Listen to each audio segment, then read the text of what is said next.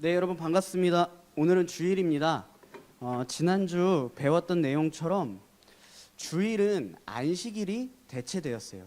대체된 날입니다. 그래서 우리는 하나님과 원수되었던 우리의 모습이 예수 그리스도의 은혜로 하나님과 화목하게 되었음을 믿음으로 즐거워하고, 또 예수님께서 다시 오실 때에 이제는 죄를 지을래야 지을 수 없는 그러한 상황이 우리에게 반드시 올 것이라는 것을 믿음으로 바라보는 날이 바로 주일입니다. 이 주일을 우리가 하나님 안에서 거룩하게 구별하여 지키는 믿음의 사람들이 되었으면 좋겠습니다. 그리고 제가 오늘 여러분에게 한 가지 약속할 것은 좀 이렇게 차분하게 설교를 하려고 해요. 지난주에 애들이 너무 귀가 아팠다고 하는 친구들이 있었어서 제가 오늘은 약속하겠습니다. 흥분하지 않고 차분하게 설교할 테니까 대신 여러분들이 저에게 해줘야 될 거는 집중해서 들어줘야 제가 흥분을 안 해요. 알았죠? 네, 우리 같이 오늘 예배를 잘 한번 이렇게 나아갔으면 좋겠습니다. 오늘 우리가 함께 살펴볼 내용은 몇 계명이냐면 5계명이에요. 5계명. 5계명의 내용은 부모를 공경하라입니다. 오늘 계명을 살펴보기 전에 우리 첫째 계명부터 차근차근 한번 살펴볼게요. 우리 10계명 맨 뒤에 한번 다시 펴보겠습니다. 우리 그동안 볼펜으로 적어왔던 게 있죠. 10계명 맨 뒤에 펼치면, 자, 첫째 계명에 너는 나 외에는 다른 신들을 내게 두지 말라. 우리 여기다가 뭐라고 적었어요? 예배의 대상이라고 적었고, 2계명 너를 위하여 어떤 형상도 만들지 말라. 이 계명에다가는 예배의 방법이라고 적었습니다. 셋째 계명 내 하나님 여호와의 이름을 망령되게 부르지 말라. 그러니까 하나님과 아무런 관계가 없음에도 불구하고 하나님의 뜻이다, 혹은 내가 하나님과 정말 하나님의 뜻대로 살아가지 않으면서 나 하나님으로 인해 구원받은 자다, 이렇게 쉽게 말하는 것은 하나님의 이름을 망령되이 부르는 경우일 수 있다라고 했습니다. 그래서 세 번째 계명은 예배의 자세에 관해서 나눴습니다. 넷째 계명 지난주에 배웠죠. 안식일을 기억하여 거룩하게 지키라. 예배의 날, 그거에 대해서 배웠습니다. 자, 여러분 첫째 계명부터 넷째 계명까지 보면요, 모두 뭐와 관련된 내용이냐면 하나님과 우리의 그 사이 관계를 말하고 있는 계명이 첫째 계명부터 넷째 계명이에요. 그죠? 그리고 다섯째 계명부터 보면은 이제는 하나님과 사람 사이의 관계를 넘어서 이제 더 나아가서 사람과 사람 사이의 관계를 가르쳐주고 있어요. 그 첫 번째 계명이 뭐냐면 부모를 공경하라입니다. 여러분, 이 부모를 공경하라는 계명은요, 사실 우리에게 그렇게 특별할 게 없어요. 그죠? 왜냐하면 우리나라는 유교 문화 가운데 있었기 때문에 옛날부터 자녀된 자로서 부모에게 효를 다해야 된다라고 강조했던 게 바로 우리나라예요. 그죠? 그래서 사실은 이 5계명의 부모를 공경하라라는 말은 우리에게 특별할 것이 별로 없는 것처럼 보여요.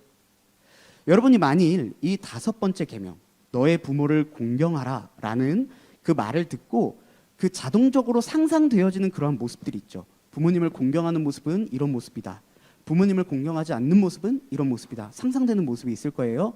근데 이 부모님을 공경하라는 말을 듣고 여러분이 만일 당연하지, 그건 당연한 거야 라고 생각한다면 여러분은 부모님과의 관계가 좋은 거예요.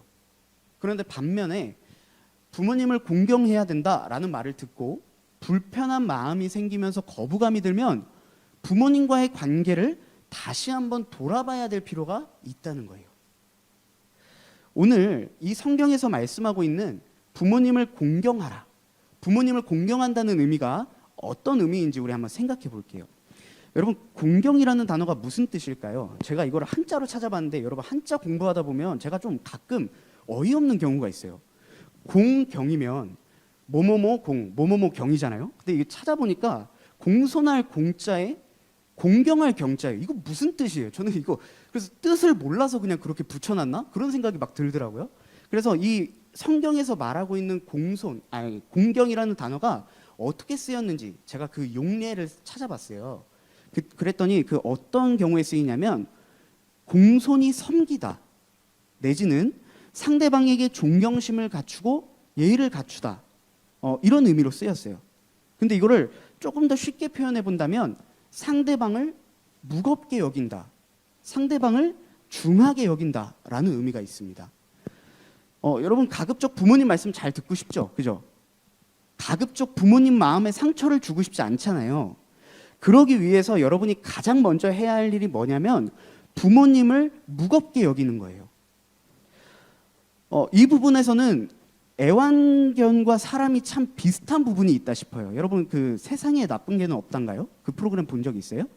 거기에 보면 어떤 강아지들이 자주 나오냐면 가족 구성원 중에 유독 한 사람한테만 짖고 물려고 공격하는 그러한 강아지들이 있어요. 여러분 그때 그거 왜 그런 거라고 혹시 알아요? 그 강아지가 유독 짖고 유독 물려고 하는 그 가족 구성원을 가족 구성원들 가운데 가장 낮은 서열로 인식하기 때문인 거예요. 그래서 다른 사람한테는 안 그래도 자기가 생각할 때 서열이 낮다 그러면 물려고 하고 짖더라는 거예요. 사람도 마찬가지입니다. 사람도 내가 그 사람을 가볍게 여기고 대수롭지 않게 생각하면요, 그게 행동과 말로 나타나는 법이에요. 부모님을 무겁게 여기지 않고 가볍게 여기면 부모님의 말씀이 들리지가 않아요. 들을래야 들을 수가 없습니다. 성경에서 부모님을 가볍게 여기지 않으면 할 수 없는 말을 한 사람이 있어요. 성경에서. 기억나는 사람 혹시 있어요? 여러분 성경책을 펴고 누가복음 15장으로 한번 넘어가 보세요. 누가복음 15장. 누가복음 15장에 보면 비유가 나와요. 예수님께서 말씀하신 비유가 나오는데 거기에 등장하는 인물이 누구냐면 아들 그리고 아버지의 비유가 나옵니다. 그 아들이 그 성경을 눈으로 한번 쭉 보세요. 아들이 아버지에게 뭘 요구했어요? 유산을 요구했죠. 근데 여러분 그게 뭐 우리가 생각했을 때는 뭐 자녀가 아버지한테 유산을 요구하는 게 뭐가 그렇게 큰 잘못이냐 이렇게 생각할 수 있는데 그때 당시 문화 속에서는 아버지가 살아계신데 유산을 요구하는 건 정말 생각조차 못할 일이었어요. 부모님을 가볍게 여기지 않는 한 도무지 할 수 없는 말이 부모님이 살아계실 때 유산을 달라는 말이었어요. 왜냐하면 부모님이 돌아가시면 이미 첫째, 둘째, 셋째 그 자기가 몇 번째냐에 따라서 주어지는 그 재산이 이미 정해져 있었어요. 그렇기 때문에 부모님이 살아계시는 동안 그 재산을 달라고 요구하는 것은 그 당시 문화 속에서는 도무지 있을 수 없는 일이었다라는 거예요. 보세요. 이 자녀가 부모님을 무겁게 여겼다면, 이 아들이 아버지를 무겁게 여기고 중히 여겼다면 그런 말을 할 수 있었을까요? 그런 말을 할 수 없었을 거예요. 혹시 내가 평소에 부모님의 말을 가볍게 여기거나 반대로 내가 부모님께 가볍게 말을 하고 있지는 않는지 한번 점검해 보세요. 만약에 부모님을 막 대하고 있다면 우리 조금씩 고쳐갔으면 좋겠습니다. 부모님을 공경하는 것과 관련해서 한 가지 더 구체적인 예를 한번 찾아보겠습니다. 한 가지 더 말해줄 게 있다면 그건 바로 부모님이 연세가 많으셔서 생활력을 잃었을 때 그 부모님을 경제적으로 돕고 책임지는 것. 그게 바로 성경에서 부모님을 공경하는 구체적인 모습 가운데 하나입니다. 우리 겨울 성경학교 때도 잠깐 살펴봤던 내용인데 성경을 한번 찾아봤으면 좋겠어요. 마태복음 15장 3절에서 8절입니다. 마태복음 15장 3절에서 8절. 자, 우리 한 목소리로 천천히 읽겠습니다. 시작. 대답하여 이르시되 너희는 어찌하여 너희의 전통으로 하나님의 계명을 범하느냐? 하나님이 이르셨으되 내 부모를 공경하라 하시고 또 아버지나 어머니를 비방하는 자는 반드시 죽임을 당하리라 하셨거늘 너희는 이르되 누구든지 아버지에게나 어머니에게 말하기를 내가 드려 유익하게 할 것이 하나님께 드림이 되었다고 하기만 하면 그 부모를 공경할 것이 없다 하여 너희의 전통으로 하나님의 말씀을 패하는도다. 외식하는 자들아 이사야가 너희에 관하여 잘 예언하였도다.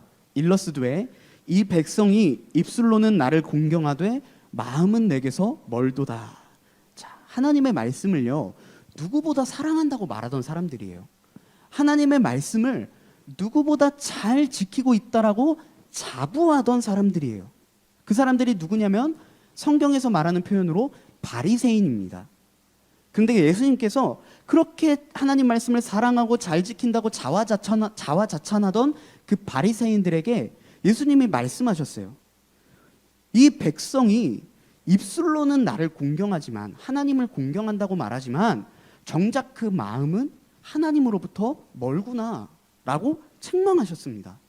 그러면서 하신 말씀이 뭐냐면요, 하나님은 너의 부모를 공경하라고 말씀하셨는데 너희는 부모님을 경제적으로 책임지기 싫어서 부모님께 드려야 될 돈을 하나님께 헌금으로 바쳤다고 하면 부모님을 책임지지 않아도 된다라고 면죄부를 주고 있구나 라고 책망하신 거예요. 하나님께서는요, 모든 사람과의 관계를 중요하게 생각하시지만 특별히 부모님을 공경할 것을 강조하셨어요. 여러분 4절 후반부 보세요. 마태복음 15장 4절 후반부 한번 보세요. 아버지나 어머니를 비방하는 자는 율법에 의해 반드시 죽임을 당해야만 했습니다. 하나님은 왜 이토록 부모 공경을 강조하셨을까요? 그 이유는 육신의 부모가 하나님의 사랑을 나타내주는 존재이고 하나님의 말씀을 잘 가르치도록 하나님께 사명을 받은 존재이기 때문이에요. 그래서 하나님께서는 부모를 공경할 것을 아주 강력하게 요구하셨습니다. 제가 여러분께 이 성경의 말씀을 따라서 여러분들에게 요구하는 건요, 부모님이 연로하실 때 잘 돌볼 수 있을 만한 경제력을 키우고자 노력하세요. 돈이 목표가 아니에요. 부모님을 사랑하는 마음으로 부모님을 잘 모시기 위한 목표를 가지고 노력하라는 의미입니다. 그리고 혹여 노력했음에도 불구하고 내가 생각했을 때 경제력이 부족할 수 있잖아요. 괜찮습니다. 하나님은 부모님을 잘 모시고자 기도하며 노력하는 자에게 책임지시고 풍성한 복을 주시겠다고 약속하셨어요. 왜냐하면 이 계명은 하나님께서 친히 당신의 백성들에게 요구하시는 약속의 계명이기 때문입니다. 양로원이나 실버타운이 요새 되게 잘 돼 있죠. 그래서 간혹 그런 좋은 시설에 부모님을 모셔놓고 간간히 찾아뵙는 것으로 자녀의 도리를 다했다라고 생각하는 사람들이 많이 있대요. 제가 설교를 준비하면서 뉴스를 찾아보니까 많이 있다고 합니다. 그런데 십계명에 비춰보면 이 또한 진정한 의미의 효도라고 할 수는 없습니다. 그런 기관 자체가 잘못되었다는 거 아니에요. 양로원과 실버타운은 저는 하나님이 이 시대에 허락하신 좋은 기관들이라고 믿어요. 그런데 하나님이 시대에 맞춰서 우리에게 허락하신 좋은 기관들을 부모님을 책임지기 싫다는 그 마음에 악용하지 말라는 의미입니다. 여러분, 우리 인간은요, 육체와 뭐가 있어요?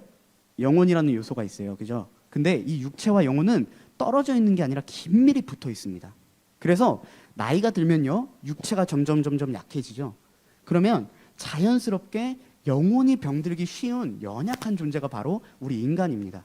우리 부모님들은요, 생각보다 강하신 것 같지만 나이가 들수록 그 마음에 그 병, 그리고 그 외로움이, 심리적 고독감이 점점 강하게 찾아오세요. 여러분들에게 표현을 못할 뿐이에요. 그러니까 단순하게 경제적으로 책임지는 것 이상으로 부모님의 마음도 챙길 수 있는 자녀가 되기를 간절히 소망합니다. 지금까지는 부모님을 공경하는 모습이 어떤 모습인지를 우리 배웠어요. 부모님을 공경하는 모습이. 여러분, 근데 부모님을 공경하는 것과 관련해서 우리가 쉽게 오해하는 게 하나 있는데 뭐냐면 어떠한 말에도 순종해야 된다라고 착각할 때가 있어요. 부모님 말씀이면 그냥 죽었다 깨어나도 예스, 이렇게 해야 된다라고 착각하는 경우가 있는데 그거는 또 성경의 가르침이 아니에요. 조금 어렵죠? 우리 성경을 한번 볼게요. 에베소서 6장 1절입니다. 자, 화면을 보시고 우리 한 목소리로 읽겠습니다. 시작. 자녀들아, 주 안에서 너희 부모에게 순종하라. 이것이 옳으니라. 자, 여러분, 하나님은 부모님에게 순종할 것을 말씀하셨지만 그 순종할 것을 말씀하시기 전에 이 본문에서 한 가지 조건을 먼저 제시하셨어요. 그게 뭐예요? 방금 누가 대답했는데? 뭐라고요? 주 안에서. 주 안에서라는 그 전제 조건을 충족하는 경우에만 부모님 말씀에 순종하라고 가르치세요. 여러분 생각해 보세요. 부모님 말씀을 잘 들어야 된다. 부모님을 공경해야 된다. 부모님을 사랑해야 한다. 굳이 교회에서 말하지 않아도요, 학교에서도 가르쳐주는 도덕 윤리예요. 그죠? 그리고 책 몇 권 읽으면 자연스럽게, 그리고 책을 읽지 않아도 우리 상식으로 쉽게 알 수 있는 내용입니다. 근데 왜 굳이 성경에서 이런 내용을 가르치고 있느냐? 이 하나님께서 말씀하시는 부모 공경은 세상에서 말하는 일반적인 도덕과 윤리와는 다르다라는 거예요. 단순히 부모이기 때문에 그 유교 문화에서 가르치는 부모에게 순종하는 그런 개념이 아니라, 묻지도 따지지도 않고 순종하라는 그런 의미가 아니라, 부모님께 순종하는 것도 결국 우리 인생의 궁극적인 목적인 하나님의 영광을 위함인 것이기 때문에 하나님의 말씀과 반대되는 것을 요구하시거나 또는 성경의 가르침과는 다른 가치관을 전하실 때는 우리가 그것을 거부해야 된다라고 말씀하고 있는 거예요. 대표적인 예가 뭐가 있을까요? 코로나 시대에 온라인이든 현장이든 예배를 하지 못하도록 하시는 것, 그리고 교회는 입시가 끝난 다음에 가도 괜찮다, 지금은 너의 성적이 더 중요하다 라고 말씀하시는 부모님들이 계실 수 있어요. 여러분들을 사랑하는 마음에. 그런데 그런 것들은 성경의 가르침, 성경의 가치관과는 다른 가치관입니다. 그럴 때에는 여러분이 그러한 부모님의 말씀을 거부할 수 있어야 돼요. 우리가 부모님의 말씀을 잘 들어야 하는 이유는 부모님께 권위가 있기 때문이에요. 그런데 그 권위가 어디서부터 왔을까? 그것을 생각해 보면 부모님이 하나님의 말씀과 반대되는 것을 가르치실 때 거부해야 된다는 게 우리에게 그렇게 부담감으로 다가오지 않아요. 그러니까 거북하게 다가오지 않아요. 무슨 말이냐면요, 여러분 중에 부모님 선택한 사람 있어요? 없죠. 눈 떠보니까 지금의 엄마 아빠 밑에서 태어나게 됐어요. 그리고 할머니 할아버지 손에서 자라게 된 거예요. 내가 선택한 게 아니에요. 그런데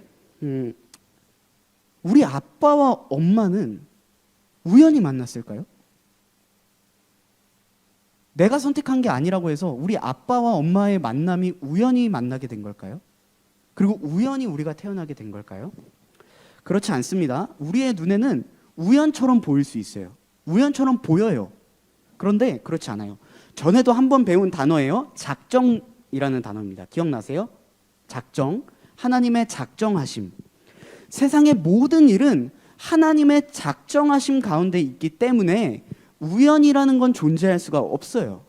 그런데 하나님께서 그 미리 정해놓으신 그 작정을 어떻게 이루어 가시냐면, 인간의 지성, 인간의 그 감정, 인간의 의지, 노력, 그런 것들을 모두 활용해서 하나님의 작정하심을 이루어 가세요. 그런데 우리는 연약하고 한계가 있는 존재이기 때문에 그 하나님의 작정하심을 이루어 가시는 하나님의 일을 우리 입장에서는 도무지 이해할 수가 없는 거예요. 모든 게 다 작정되어 있으면 나는 뭐지? 나는 아무렇게 그냥 가만히 있어도 하나님이 이루시는 대로 다 되는 건가? 아니에요. 하나님은 하나님의 뜻을 우리의 노력과 수고, 우리의 감정, 지성, 이러한 모든 것들을 활용해서 이끌어 가시는 거예요. 이거는 신비의 영역입니다. 저와 여러분의 만남도, 그리고 옆 친구와의 만남도, 새로운 학교, 새로운 반, 새로운 담임 선생님, 심지어 우리 가족까지 다 우연이 아니라 하나님의 작정하심 가운데 있는 만남입니다. 하나님의 허락하신 관계라는 거예요. 바꿔 말하면요, 지금 부모님의 권위도 하나님께서 주신 겁니다. 그런데 부모님들께서 당신에게 주어진 권위가 하나님으로부터 온 것임을 인지하지 못하실 수 있어요. 그죠? 그럴 때에는 하나님의 뜻과 반대되는 것을 요구하실 수도 있단 말이에요. 그럴 때 우리는 부모님의 권위보다 더 높으신 하나님의 권위에 따라 그것을 거부할 수 있어야 된다는 거예요. 단 아주 예의 있고 겸손하고 부모님을 무겁게 여기는 태도로 거부해야 돼요. 엄마, 아빠, 성경도 몰라? 그러면 안 됩니다. 여러분, 그러면 안 되고, 교회를 몇 년이나 다녔는데 이러면 안 돼요. 제가 그랬어요. 제가 사실 이 설교를 준비하면서 마음이 굉장히 찔렸는데, 여러분, 그렇게 하면 안 됩니다. 엄마, 아빠, 할아버지, 할머니, 제가 더 행복한 삶을 살기를 바라시는 마음 제가 알고 있습니다. 그러나 저는 하나님 말씀대로 살고 싶습니다. 그러니 제 뜻을 존중해 주셨으면 좋겠습니다. 이렇게 거부할 줄 알아야 됩니다. 되게 이성적이죠. 그리고 되게 실천하기 어렵죠. 네, 저도 알고 있습니다. 왜냐하면 말씀드린 것처럼 저도 그러지 못하기 때문이에요. 저는 신학생이잖아요. 그죠? 제가 하는 일은 밥 먹고 성경 공부하는 거예요. 밥 먹고 성경을 더 잘 이해할 수 있도록 도와주는 책들을 읽는 게 제가 하는 일이에요. 그게 제 전공이에요. 그런데 그러다 보니까 때로는 제가 저희 부모님보다 말씀을 더 정확히 알고 깊게 알고 있는 경우가 있어요. 그럴 때 지나가는 말이라도 부모님이 제가 알고 있는 지식과 반대되는 것을 얘기하거나 좀 다른 것을 말씀하면 저도 모르게 말이 툭툭 튀어나갈 때가 있어요. 하지만 결국 이런 행동은 아까 그 바리새인들처럼 하나님의 말씀을 잘 알고 있다고 말하면서 부모님을 공경하지 않았던 그런 모습과 똑같은 겁니다. 그래서 여러분, 부모님의 말씀을 잘 듣되 하나님의 말씀과 반대되는 것을 가르치실 때에는 정중하고 겸손하고 예의 있게 거부할 줄 아는 지혜로운 친구들이 됐으면 좋겠습니다. 마지막으로요, 권위라는 말에 대해서 한번 생각해보고 말씀을 마치려고 합니다. 여러분하고 저하고 나이 차이가 사실 많이 안 나요. 무슨 말을 하고 있는 건지 지금 표정 관리 잘 하세요. 네, 나이 차이가 많이 안 나요. 무슨 말을 하는 거냐면 여러분하고 저하고 세대 차이가 안 난다는 거예요. 야, 싫어. 세대 차이가 안 나요. 제가 증명할게요, 여러분. 제가 여러분하고 비슷한 세대라는 걸 증명할게요. 잘 들어보세요. 여러분은 목소리 큰 사람의 말을 듣나요? 아니면 논리적으로 내가 이해되고 납득이 될 때 그 사람 말을 듣나요? 자, 목소리 큰 사람 말을 듣는다. 손.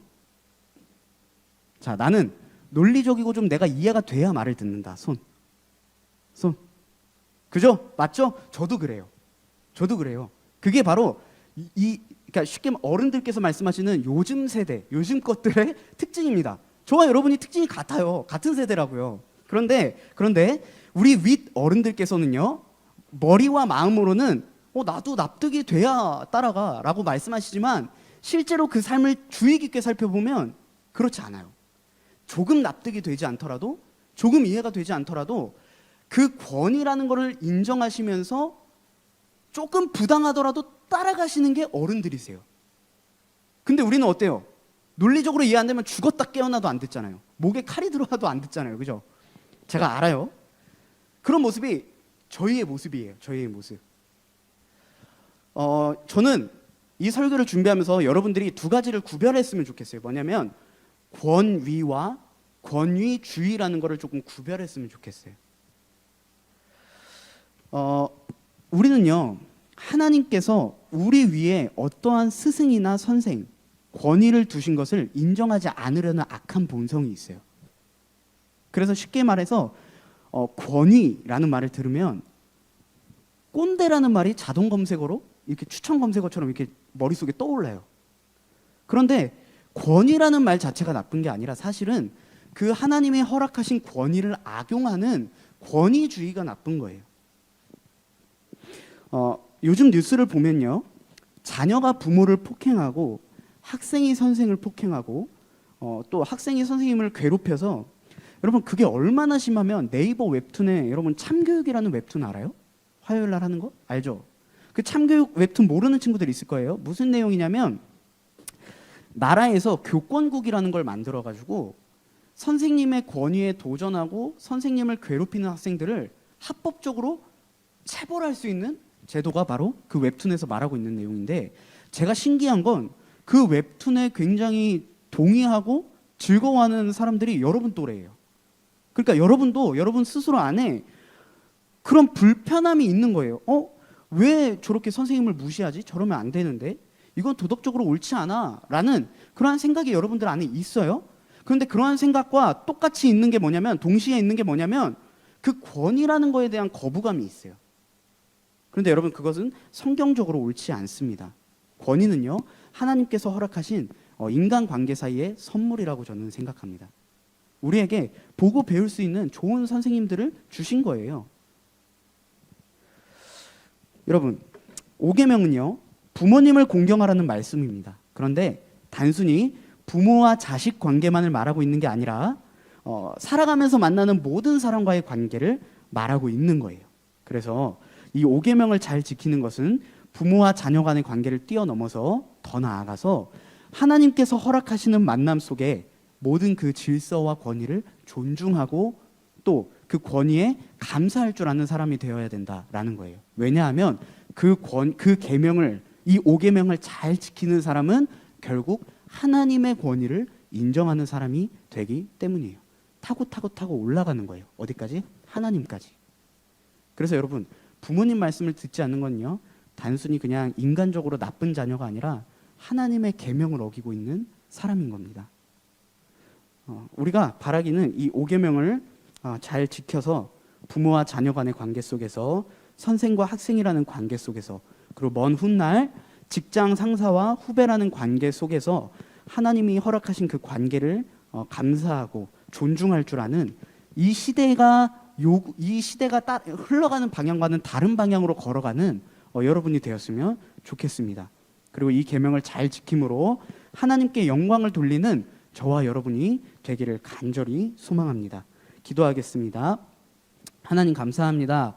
우리에게 10가지 계명을 주시어 하나님 나라의 백성들은 어떠한 모습으로 살아가야 하는지 알게 해주셔서 감사합니다.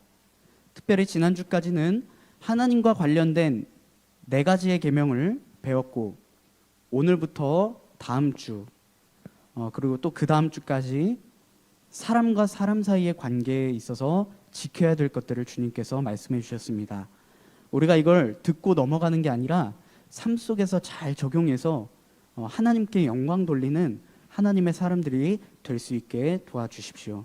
이 세상이 권위를 무시하고 부모님을 무시하여 부모 자식 간의 체벌도 신고하는 악한 세상이지만, 우리는 그러한 모습으로 살아가는 것이 아니라 부모님을 존중하고 또 이웃 간의 그 관계 속의 질서와 권위를 존중할 줄 아는 그리스도인들이 되기를 소망합니다. 우리의 연약함을 도와주시옵소서. 사랑이 많으신 예수님의 이름으로 기도합니다. 아멘.